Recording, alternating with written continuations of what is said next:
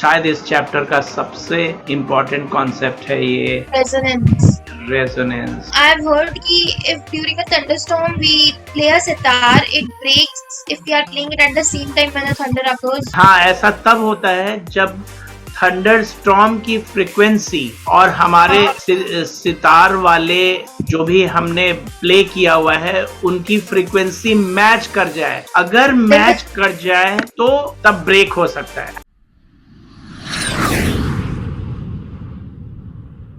And one more example, कई बार कुछ लोग अपने मूविंग कार में बहुत तेज वॉल्यूम से म्यूजिक प्ले करते हुए निकलते हैं। जैसे ही आपके घर के सामने से निकलेंगे तो मे बी आपकी विंडोज जो ग्लास पैनल लगी हुई है वो भी बहुत तेज से आवाज बूम बूम सा आवाज करने लग जाता है। Have you ever notice this thing? मतलब कार आपके घर के सामने से क्रॉस करी तो ये पॉसिबिलिटी है कभी कभी कि आपके घरों के विंडोज एंड डोर्स में लगे ग्लास पेन्स जो हैं वो भी वाइब्रेट कर जाते हैं बिकॉज ऑफ बाहर रोड पे म्यूजिक प्ले कर रहे हैं कोई तेज वॉल्यूम। ऐसा तब होता है जब वो जो आपके विंडोज में जो ग्लास लगे हुए हैं उनकी नेचुरल फ्रीक्वेंसी उस कार के अंदर में जो लोग म्यूजिक प्ले कर रहे हैं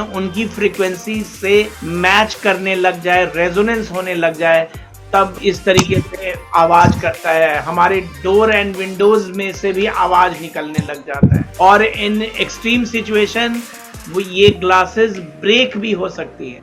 यस, एक और रेजोनेंस का बड़ा पॉपुलर एग्जांपल, आर्मी पर्सनल जब कोई ब्रिज से जब क्रॉस करते हैं पूरे ग्रुप ऑफ आर्मी तो उनको कदम से कदम मिलाकर नहीं अल्टरनेटिवली चलने बोला जाता है वरना ब्रिज टूट सकती है। क्यों ऐसा? I seen this example. हाँ, ऐसा ही। But I can't remember exactly because I was just going through the chapter and that is when I saw this example. अच्छा, this is given here. हाँ, it has been given in the last page. Resonance in a bridge. Yeah, देखो, when a troop crosses a suspension bridge, the soldiers are asked to break their steps. Why? The reason is that when soldiers march in steps, each soldier exerts a periodic force in the same phase, and therefore the bridge executes the force vibration, a frequency equal to the frequency of the steps. Now, if the frequency of steps becomes equal to the natural frequency of the bridge will vibrate with a large amplitude due to resonance, and the suspension